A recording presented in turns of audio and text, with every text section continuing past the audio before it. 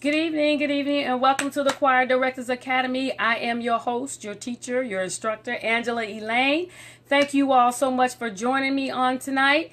And those of you who are on Facebook, do me a favor, click like and click share so that we can get this message out to other directors that are out there. And those of you who are on YouTube, yes, YouTube, hit the subscribe button. I appreciate all of the comments that I have been getting on YouTube from various people who have been watching the videos and getting encouragement. And they also have questions. And that is what tonight is all about. Ask the host. You know, when I'm looking at this, I just realized that I'm matching my picture behind me. That's coincidental. That is not that is not something I intended to do. This is just a little sidebar. You know, all of us musicians, we have our little quirky moments. All right, that was not planned. This is just I just wanted to have my teacher look because I consider this an honor to share what I've learned and what we're doing. But tonight we have these questions, and I have a page full of them. And I appreciate inboxing and texting me questions. Hey Don, my friend Don is on. Good to see you. And some of them are quite loaded. They won't be simple. So those of you who are out there, you can chime in and give me comments on these questions. But I'm very thankful for them because that lets me know that people are watching and there are issues out there that need to be addressed. And then that's the purpose of this class or show, as some people say, your show. That's the purpose of this class, for a platform where we can come together and learn together and share ideas, because they have it for the musicians, they have it for the Sunday school people, they have it for everything else. But I found out that choir directors are really out there. We're really out there by ourselves, and we have to try to tread the way by ourselves. But God gave me this idea, and I'm using it to help you all as well. But I'm going to get started. One of the questions was sent to me. Says, how important is attitude in the music ministry? Attitude is everything. We often hear preachers talk about attitude. Your attitude affects your altitude. In music, you cannot do an effective job if your attitude is wrong. And not just you being negative versus positive, but it's your motive behind why you're doing what you're doing. Are you doing this for praise and glory, or are you doing this because you love it and you want to share music with people? Or are you doing this basically for the glory of God? What is your motive behind what you're doing? If your attitude will, people don't realize it, but however you feeling comes out in your music. Comes out in your singing, comes out in your directing, however you feel. So if your attitude is not favorable, then that's what's going to come out on the people. And then you will sit there and you wonder, like, why is no one reacting? Because we're feeling what you're feeling. So your attitude has to be one, first of all, that I'm doing this to the glory of God. Second of all, I want to use my gift in the Lord's service to bless other people. So it's paramount that you seek the Lord and that you make sure that your attitude is in line with the word. Read the Old Testament and see how the choir directors in there, or the minstrels, or any of the singers, see how what they were like in singing, and the things that they thought about and how they reacted and how important that they were to the ministry. You have to realize that what you're doing in the music ministry is very vital to the success of whatever vineyard the Lord has placed you in. Another question that was sent to me was, what should the dress code protocol be for rehearsal? That's a loaded question to me as well, because I think it depends upon your ministry that you are attending.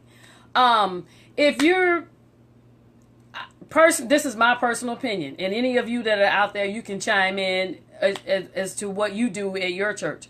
But for me, at my church, if we're having choir rehearsal on Saturday, then I'm not going to require them to come dressed up. I mean, really, if all I require is that you come presentable. You know what I'm saying? Don't walk in there with Daisy Dukes on and all that kind of stuff, because you're not coming for rehearsal. You clearly coming for another reason. I just say that whenever you come, you should be presentable. If you going to be presentable everywhere else, and you make sure you lined up and you fixed and whatever else, do the same thing when you come to the house of God. Now, I have rehearsals on Sunday. So if you come to my church and you see us in rehearsal, well, it's Sunday. We just got out of service, and I give them a break, and then we rehearse. So if you came, you would say like, why is everybody dressed up? Because we have rehearsal on Sunday. But any other day, if we have it during the week, all I require is that you just be presentable when you come to the house of God. Be presentable.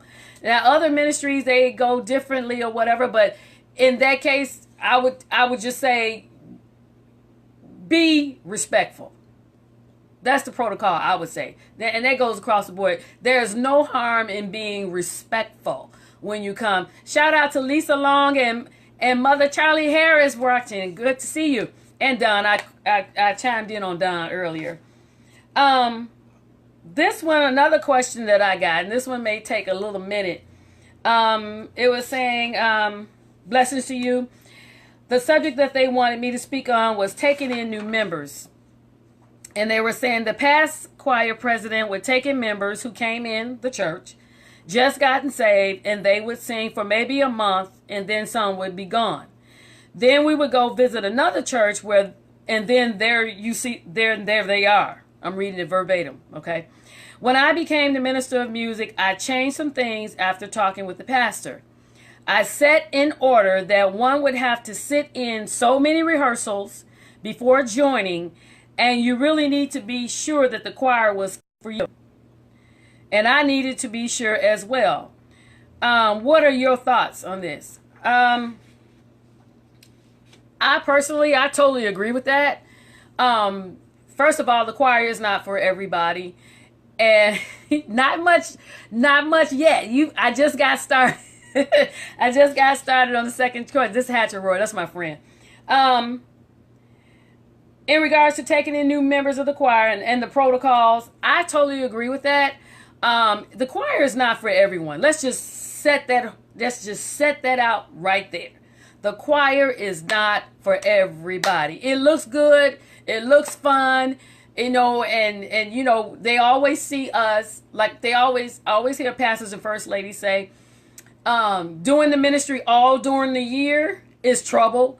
And it's not enough to compensate for that one day that they get to sit down and everybody pour all these accolades on them and they get all of these gifts. And then once that is over with, then it's back to all of the trouble that they've had 364 days in a year. Same thing with the choir. When they come in visiting and they just join the church, they see the choir and it's like, man, they sound good. Oh, I want to be a part of this. And a lot of times people get into something without really seeing what's involved. It's almost like getting a new job. It sounds real good in the interview and you may not ask the right questions. And then when you get the job, you're like, oh my God, what in the world is this? I didn't know all of this was involved. Same thing with the choir. A lot of people do that. They see the choir and they get involved in it. I personally, when I've had people when they come into my church and they want to get in the choir, of course they see what's going on and how they sing and oh my God. But then when they come to me, I have them to sit in the rehearsal, not sing or perform. I just have you to come and sit. Because I know when I get in rehearsal and I start getting serious and I start giving pitches and I start talking about diction and your pronunciation, your enunciation, and you're not breathing right and you need to hold your neck up and you need to stand straight, that turns some people off. I know I'm going to lose somebody along the way because first of all, they're going to think that's not necessary. I just want to sing. Well, there's a proper way to sing. In order for them to sing the way that they're singing up there when you saw on Sunday, this is what we do. This is how we go through this. I recommend that anybody, unless, talk it over with your pastor as this person did, but I would recommend that you set up like stages. I would have them come to choir rehearsal. And you would sit and watch. It doesn't matter to me if you can sing. I don't care. I don't care what choir you can perform. You need to sit down and watch the way that we do here. And I would have them to sit. And, sometimes I would have them sing from the seat. I tell myself, okay, well, you can sing along. Because then I can, if you really study vocal coaching and teaching, I can kind of hear, when I hear a person sing, I can kind of tell what your training was just by the texture of your voice, just by the way you sing. I can kind of tell, how much training you had, if you had a vocal coach or you just learned on, which is no right or wrong way. That has nothing to do with it. I just need to know where your starting point is. And after they sat a while, then I'll have them to start. I will put them next to somebody who's kind of strong, in between somebody strong and somebody that's kind of mediocre, and have you to sing along with them in the rehearsals, not publicly, in the rehearsal, because you still need to understand how we do things. And then, kind of train them on the scales, how to stay, how to stay into, how to hear what's going on around you, but not changing to what is around you. That takes skill. Because sometimes sometimes I mix the choir members up. I may not have all the sopranos sitting together, all of the tenors and all the sopranos sitting together. Sometimes I mix them up. I may have a soprano, alto, tenor, and break it up that way because I want to make sure that you understand your part. You need to be able to hold your own no matter what's going on around you, who's out of tune. You stay with with the pitch that I just gave. And after, maybe about a month or so, then, we start on the acapellas, which is where, I also start losing people because, they don't want to sing, they get like, oh my God, I can't do that. Yes, you can. I always tell them, yes, you can. It's not as hard as you sing. Once that note or that voice, soprano, alto, tenor gets in your spirit, then you're able to sing. And then, after a while, all of this whole process takes about a month. And afterwards, then they'll be able to stand up and sing with confidence. My main objective is that each person can sing with confidence. And but I also know, like I said, people get excited and they come in and sometimes, they get in there and they find out it's not for them. And they're in his case, he was saying that he find them at somewhere else. And sometimes they too embarrassed to say, I got in something that I didn't really want to be in. They'll just leave. And you don't want anybody to leave. So I generally will let them know, if it's not for you, don't feel bad. Just come tell me on the side, Sister Angie, I think I stepped over in something that I don't really know what's going on. And I might need to shift to the usher board or to the Sunday school or to the missions, to hospitality. Help yourself. But we should, I think, this is my personal opinion. I think it kind of shows desperation in a sense that you're just grabbing people. You don't want the choir to be like a catch-all. You follow what I'm saying? Where everybody just jump in there and it makes it hard for the director to get control on what's going on when you got everybody in and you got all of this mixing going on and you can't get a grasp on, the teaching, on the training.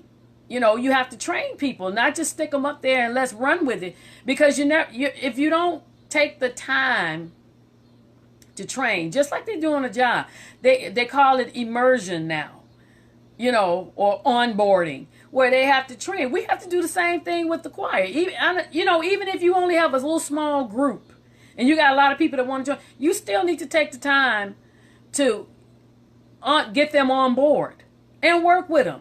Because that's only going to bring up trouble for you down the road. If you just take them in and say, okay, we're going to get up here and run, and, you're not really focusing on teaching them the proper way of doing something, down the road is going to cause a problem. Because, trust me, I know, because I did that. And then down the road, when I'm trying to turn and go another way, they're like, no, this is not how you said me I was supposed to be in the first. So now I sit them down before they even get to the rehearsals. I sit them down and I talk to them. And I kind of explain to them what it's all about and how we do, to try to give them as much information so that they can make a decision. Because you don't want someone to leave based on the fact that they get twisted because, of what they don't understand. So in his case, I believe he did the right thing, is to give people a chance to get acclimated. When you come into church, you don't really understand the protocols and how they do things. You need to get acclimated. You need to get used to the congregation. You need to get used to the music. It doesn't matter what, even if you come from this, if the church you left is in the same denomination that you in now. Doesn't matter. It doesn't matter if you cross in denomination. You still have to get used to that church and how they do things and their protocols. It just takes time to get acclimated. So in that case, in whatever protocols you institute in your church or in your music department, whatever you do, make sure you communicate to them beforehand. Tell them as much as you possibly can. Show them as much as you possibly can so that they can get a real understanding. You know, because it kind of hurts your feelings too when you have somebody in there and you getting excited, you know, whatever, and then they come and tell you, well, I don't really want to do this. That hurts because you put in time. You're thinking, okay, they want to be in this and I'm excited and I'm giving all of this, and then they come and tell me I don't want to do. You know, but what can you do? That is their choice. So I think as much information as you can give them on the front end before they get started. You know, some choirs, some of the larger choirs, I understand that they have like a trial period. It could be 30 days, 60 days that you are allowed to be in the rehearsals, but not necessarily sing. Some people have a new members class, new choir members class, where they actually sit down and teach people, where they have to go through a series of classes before they actually walk into the rehearsal. So it all depends on your setup, what you have, the protocols that you have, the size of the congregation. You know, of course, people that have a larger choir can be a little more selective than those of us who may have smaller groups. So it depends. You have to work with it that way. Okay, now this question here, one of my friends sent me, and it's really, I had to think about this one because I'm like, I don't want to, it's so many different ways. But it says, part A says, what do you do when the choir's ability is growing past the musician's skill level and the pickings are slim for new musicians? And the second part, it says, how do you handle musicians who refuse to learn music? I would fire them, but what say ye? Let me just go back to the beginning. It says, what do you do when the choir's ability is growing past the musician's skill level and the pickings are slim for new musicians? That's kind of, I was thinking about that a lot. And I think it kind of depends on the director. Let's just start right there on the director. Because if you have a musician who's not progressing, then first of all, we have to go back to the director and see if the director is a musician.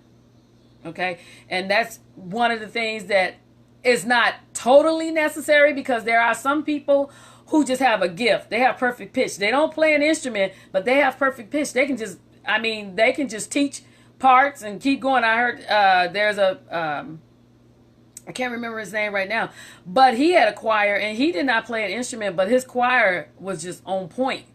You know, he just had perfect pitch. So I'm going starting at the director as to whether the director is a musician.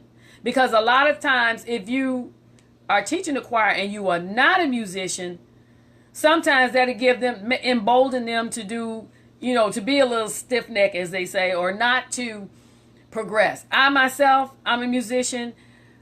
I play 4 instruments, not so much to be a show off, but because if I get it, I've had musicians that kind of like flexed up at me and I had to, okay, hold on. That's okay. You relieve this Sunday. I can do this, And then in some cases, my suggestion, it's just me. If it depends. If I have to keep the musician and I'm not a musician myself and I have to keep them, I would probably focus more on the choir. Maybe change the type of singing we do so that we don't have to rely on him. Case in point. If you can teach the choir to sing, if they're not an acapella, just say if they're not an acapella choir, you don't sing acapella. I would probably change it to where in some parts of the song, if they don't want to, if whatever chorus that they can play, I would have them bumping in the song, just hit boom, and that's it. And then I would let the choir sing some kind of arrangement that I came up with, and I've done that. Whatever arrangement that I had, I will come up, do some kind of vocal specialty or some kind of arrangement that emphasize the choir and vocal techniques, and just have that person hit, just whatever, just hit a little bump in between there, or whatever their their skill level is, and just hit a little bump, and I'm saying that in case, the choir director is not a musician. Even if you are and you don't want to get rid of that person, that's what I would do. I would focus on that, because if you need that person in your music department and you said the pickings are slim, and you yourself is not a musician, you just know some churches you just got to have music, and you have to try to find a happy medium in between there. You have to kind of make that thing work. It is stressful, but you're going to have to try to make that thing work. That's what I would do. I would focus on the choir, especially if they're going past the musician. Okay, because I refuse to let anybody irritate me to that point where I'm like, oh my God, it's all on me. No, I'm going to take the pressure and put it on you. Okay, what I will do is take the choir another way, to the point where we don't have to rely on you and your inability to progress in your music skills. I want to focus on the choir. I'm going to make arrangements that accentuate them. And in that case, it would encourage them, because that's what I had to do once. I had somebody that kind of did that to me. And what I did was I just started doing a cappella. Or even songs that required music, I would always stop the musicians all the time and then have them do some little fun, some little twist or some little run or riff in the song, and then bring you back, And you know what? Honestly, after a while, that person got the message. They got the message. You either step the game up, or I'm going to constantly, every time we get ready to sing, I'm going to leave you out. I'm going to focus on here and I'm going to do this.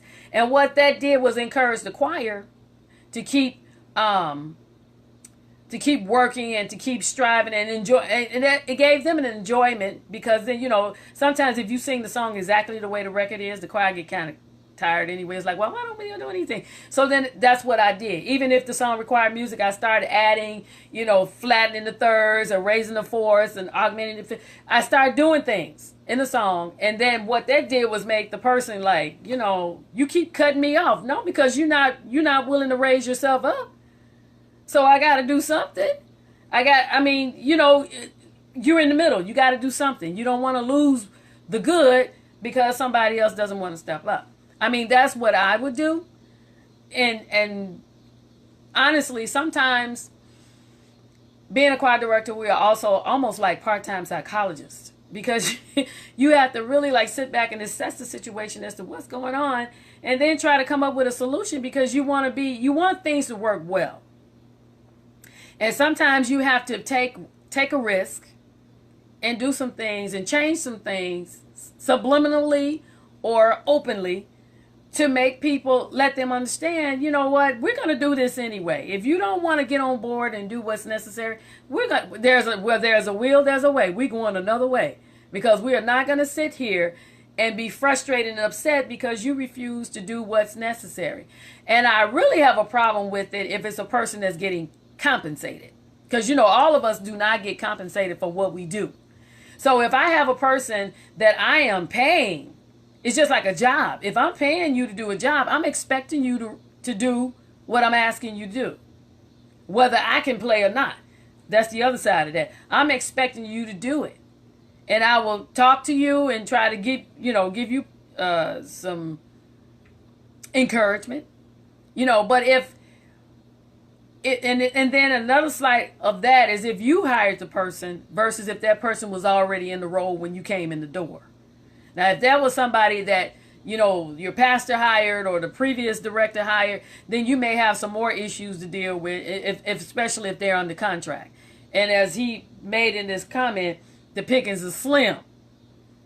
And I don't know. And in that case, maybe you can network with some other musicians or some other directors, and maybe they know other musicians that you can bring in, that you can talk to, that could possibly maybe looking to do something else. Network with some other musicians or some other directors and see if they know somebody. There's a lot of people out there. I have a couple of contacts here in Chicago when I have something that I need a musician for, and I call them, and they can, I mean, they like network, and you know, I know some musicians as well, but most of my friends are like me. They're trying to retire. They're not trying to pick up. So I get the younger people, and I'm like, look, find me somebody, you know, and they do. I mean, they're out there. It's just that we need to network, and that's a very important thing that choir directors need to do. We need to network. That was another reason for me having this, that we need to network so that we, you know, if I have an issue or I have a need, I may know somebody in your state, or I may know somebody that knows somebody else in your state that can get to you. So that would be another side of it. Contact some people. I'm sure there's a musician network in your area. I know in Chicago we have the Musicians Coalition. They went international now, and they probably know someone. Exactly, network and not backstab. Keyword, John here. Exactly. They may be able to give you somebody or recommend somebody to you, because that is not a good state to be in when you're working with somebody and they're kind of like being that anchor. I mean, the only anchor we're supposed to have is Jesus, but you got somebody else sitting there acting like an anchor. And it says, how do you handle musicians who refuse to learn music? If a musician doesn't want to learn music, I'm questioning, why are you a musician? Why are you here? I mean, how could you have a gift? How could you be a musician and not want to learn anything? Yeah, John said fire. Okay, all right, but let me do the psychological side of it first. Basically, that's what you need to do, is fire them, especially if you're paying them. Now, if you're not paying them, then you really can't.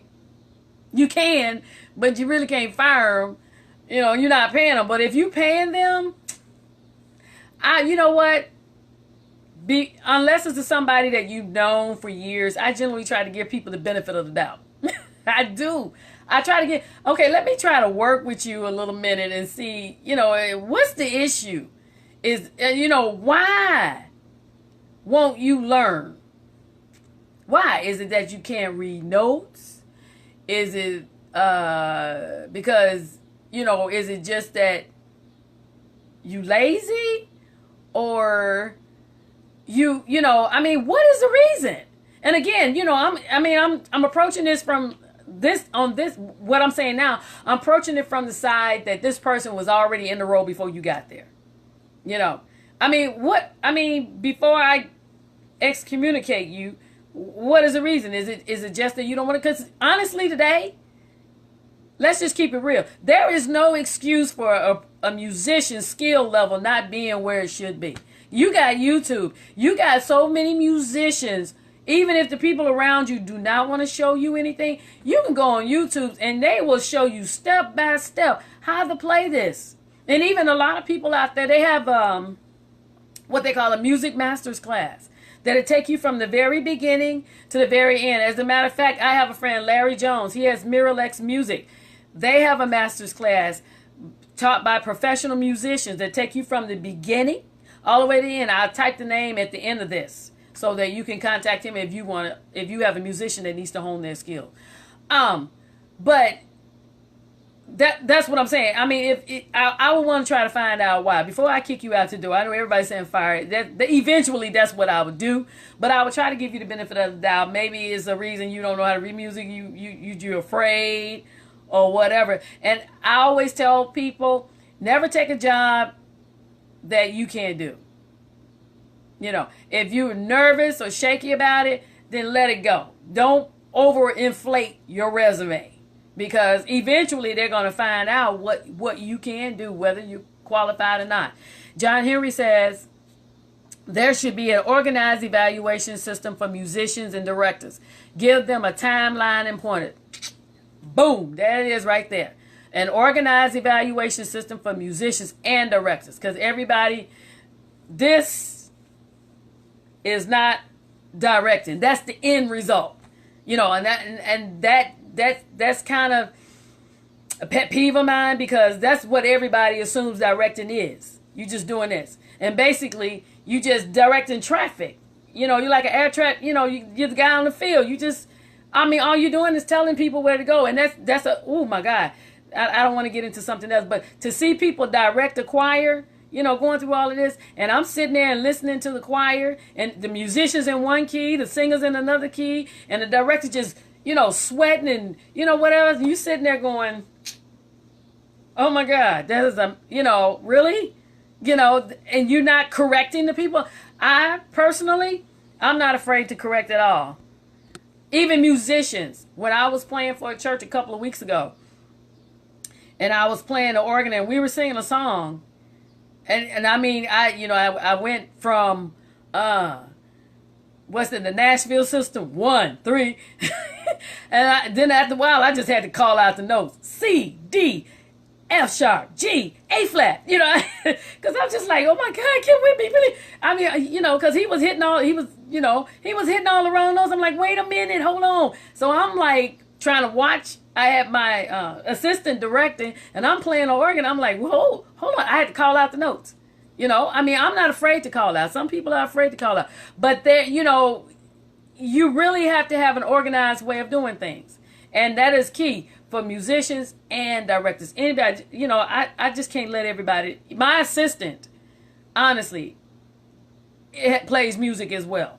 She does. She can teach parts just as well as I can. She doesn't like to, but she does it. You know, she can teach parts and whatever. I can go on vacation and she can handle the choir just like as if I was there. And I mean, that's an assistant. She happens to be related to me, but that's an assistant. But yes, you need to give them a timeline of importance. John Henry also says, seek help, maybe that a musician needs a mentor. Yeah. And that's what I'm saying. Before I fire them, I want to try to figure out what's going on. You know, maybe they're, you know, because sometimes, let's keep it real. Sometimes you can get stagnant. You can become stagnant. You can get in a time warp.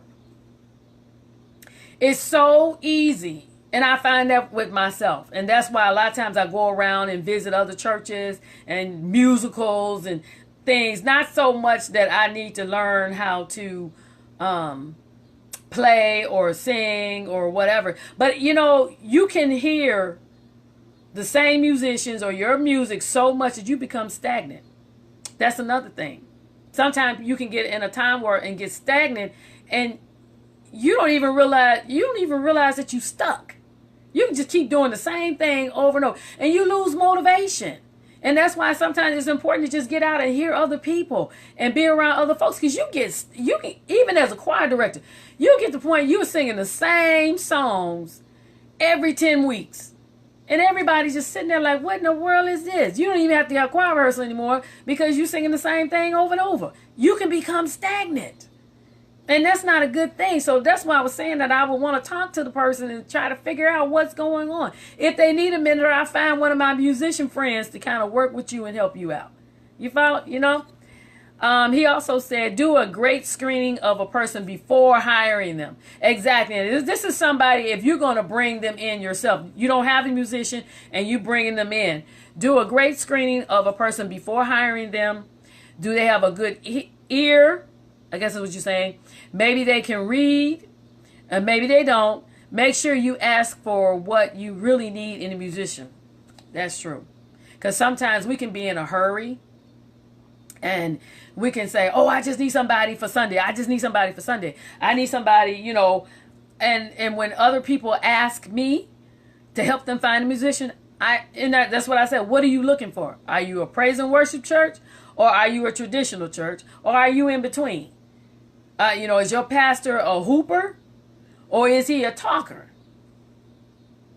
All of those things, before I send somebody, especially if I know you're looking to fill that role, I don't want to send somebody that's not qualified or doesn't have the capacity to do a lot of different things. Like some churches, and I encourage the young musicians and choir directors as well, you need to know these hymns. And that's where a big fallout is. I hear from a lot of people now is that they hire these younger musicians, and they can play, run up and down the keys and everything. But when the church calls for a hymn, that brings in that frustration where, their skill level is not that. They don't know them. So that is a very good point. Ask for what you need. If you need a musician that knows hymns, that knows not only hymns, but know CCM. They, you want an all-around person, or if you want a person that just focuses on CCM, or if you want a person that focuses on hymns or whatever, you need to call that out. You really do. You need to call, and that's what I do when I send people out. I'm like, wait, hold on, because I don't want to be my name attached to you sent me somebody that's not good. I don't, we don't want that. Also, John, you on a roll tonight. I'm assuming that you probably had this issue. He says, I refer my students to churches based on the type of church. Exactly. And the type of music ministry and the student's ability. Exactly. I push my students to play hymns properly. That is a wonderful thing, because I can tell you, that's most of the time when I go to appreciations, pastor appreciations, not so much musicals. They don't really need me for that. Young people can handle that. But when I go to appreciations, that's generally when they call me because the pastor or the soloist or somebody will sing a song, an old hymn, and the young guy's sitting there looking like, I have no idea. And I may not really be familiar with the hymn, but if you really know them, they all kind of sound the same in a way. They all have a similar sound, and it's a little, if you understand how hymns are written, then you can kind of follow along. But that is the awesome thing. Definitely, I think the young directors and musicians today need to know these hymns. Everybody wants to get away from it and kind of do all the new cool stuff, and that's all fine. Believe me, I like the bumps. I like changes in music. I don't like the same thing over and over. I don't. I like variety and versatility. I do. But the foundation that we learn with the traditional music and the hymns and the things of that sort, we need to hold on to that. Hey, Vansha, we need to hold on to the exactly the 1, the 4, the 5, and exactly very similar. So once you kind of get one understand, you just need to understand. It's just like in our everyday lives and jobs, I tell people, once you understand the theory behind something, it's the same. And that's where a lot of people won't take the time to learn the actual theory, or the theory behind music, the scales, the diatonics, the chromatic. They won't take the time to really learn that. And if in some instances, John, they do know, they may not know the actual name of the chords, but they know that chord format. They know it. They just don't know the technical name for it. And when you start speaking technically like the Nashville method and all of that, they get nervous and they don't know exactly how to do. But definitely, Hatcher says hymns will open your ability also. Exactly. They will. Because I don't have a problem with it. This new music is beautiful. But when you got people coming in to your services and they're looking for something to give them hope, to give them peace in their spirit. A lot of people come to church that have, because now I'm beginning to find, I don't know in your areas, but now I'm beginning to get people to come in that have been out of church for a while.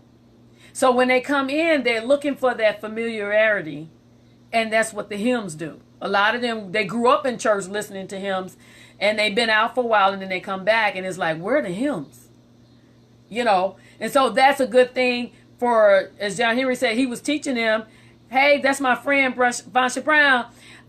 He's a musicologist for sure. Oh my God, this man here, he comes up with songs that I sit there like, I'm writing them down. I'm like, oh my God, I got to revive that. I got to bring that back.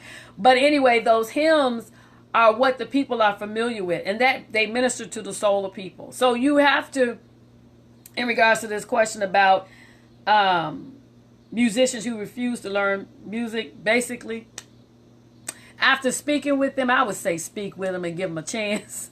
But if you've already done that, then, the next thing is I got to let you go.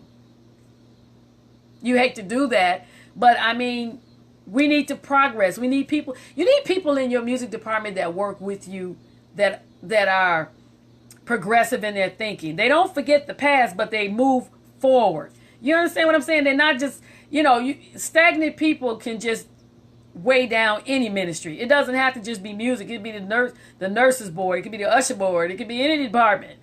They just weigh you down. This one pastor would unplug the organ if you played too loud or too long. Oh my God.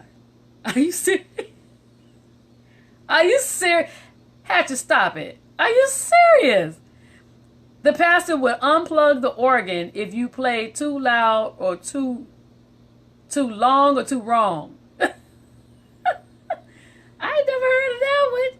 I know I've heard them stop a song, but I have not heard. What? That's real serious for him to unplug. Oh my God. That's real serious. I had to. Okay, I probably won't ever visit that place, but that would be hurtful. Oh my God. I would just rather tell you, psst, can you bring it down a little bit? That's really deep. Oh my God. But I'm sorry. I'm just, you know what? I'm one of those visual learners. And I just got a visual of my pastor getting up out of his seat and walking over to the organ and pulling the plug. That was, I would, oh my God. I would really pass out. Literally. I would pass. I would just sit there in a state of shock. Like, no, really? You couldn't just look at me and say, that? Oh my God. But anyway, you know what? My doctor's going to kill me. I'm still on the vocal rest, and I have already went 45 minutes, and I was only supposed to do 30. And the rest of these questions I'm going to have to get to, I think next week, because I have another guest coming in.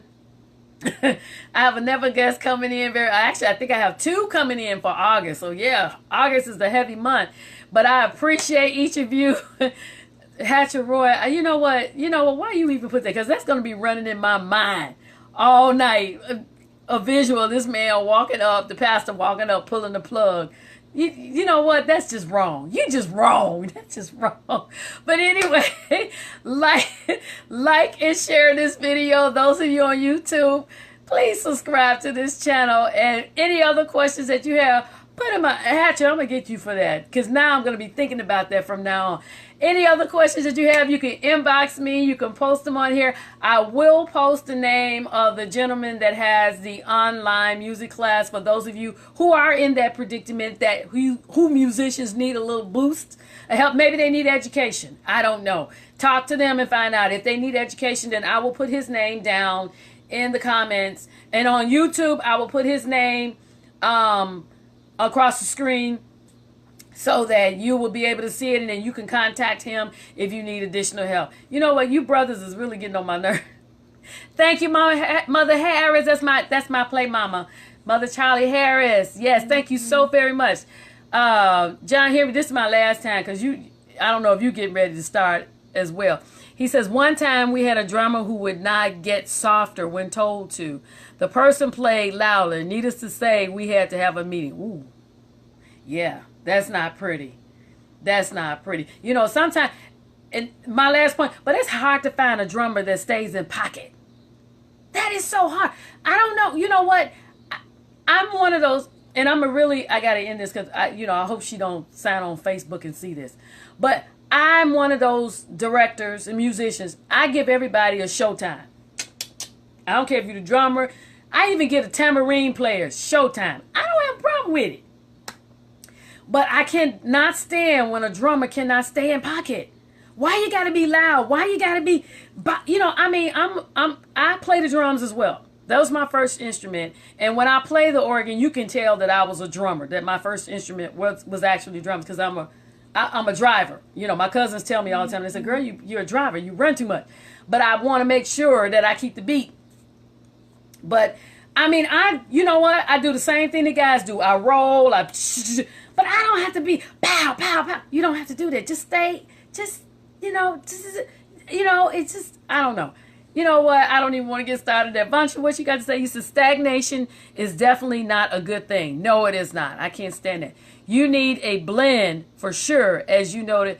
Exactly. You need a blend. You need to be, as I said, ambidextrous in music. You need to have a little bit of everything, because sometimes the service calls for him, sometimes it calls for CCM, But then sometimes it calls for something with a little Caribbean flavor to it, or bossa nova, Latin. You know, that's the way I do it in my church. Sometimes I sit there and all of a sudden I'm like sliding up the key. I'm like, oh Lord, we praise you, bump, bump, bump. You know, you see everybody in church style hunching their shoulders. Sometimes it calls for that. You got to be ready for everything at all times. You know what? I love you all. Thank you for joining me. Thank you for your comments, for your information. And we will do this again. I will get to the rest of these questions next week, but we will do this next week. And I am going to stay under my time limit. As you can see, I'm kind of getting a little scratchy here. So I got to end this. Love, peace, and soul. Vansha, I will pull a James Cleveland on a loud drummer either. You know what, everybody? Vansha will do that. That's a whole nother show. I'm gonna have to get Vansha on the show. He can really tell you some stuff going on. Vansha, that's my brother right there. I love him dearly. I love all of you. Have a wonderful evening. Click like, click share, and help me get this information out. We got some great things coming up in 2019. I know I keep saying that, but I'm really mean that. Some stuff coming up. Every year we're going to have something, and I'm working with a group of people, and we're trying to make this thing happen. So y'all keep the girl in prayer. Keep me in prayer, okay? Love everybody. Peace.